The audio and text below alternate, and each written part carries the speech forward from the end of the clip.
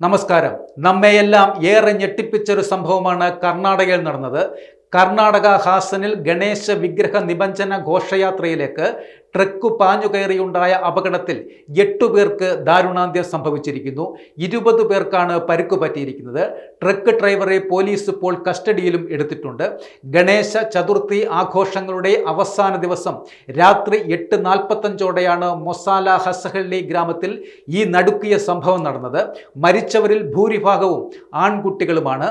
20ലധികം പേർക്ക് ഗുരുതരമായി പരിക്കേറ്റിട്ടുമുണ്ട്. അവരെ ചികിത്സയ്ക്കായി ഹാസനിലെ ഒരു സ്വകാര്യ ആശുപത്രിയിൽ പ്രവേശിപ്പിച്ചിരിക്കുകയാണ്. അരകലഗുഡുവിൽ നിന്ന് വരികയായിരുന്ന ട്രക്ക് നിയന്ത്രണം നഷ്ടപ്പെട്ട് ഭക്തരുടെ ഇടയിലേക്ക് ഇടിച്ചു കയറിയതായി ദൃക്സാക്ഷികൾ പറയുന്നു.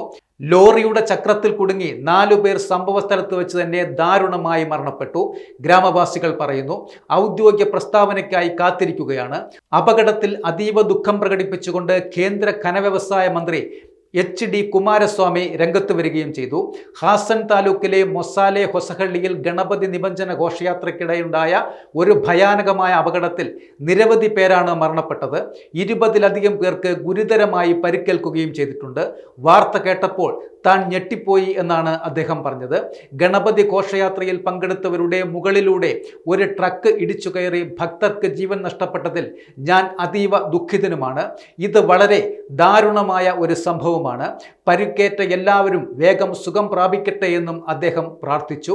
പരിക്കേറ്റവർക്ക് സൗജന്യ ചികിത്സ നൽകുന്നതിന് നടപടികൾ സ്വീകരിക്കണമെന്ന് JDS നേതാവ് സംസ്ഥാന സർക്കാരിനോട് അഭ്യർത്ഥിക്കുകയും ചെയ്തിട്ടുണ്ട്.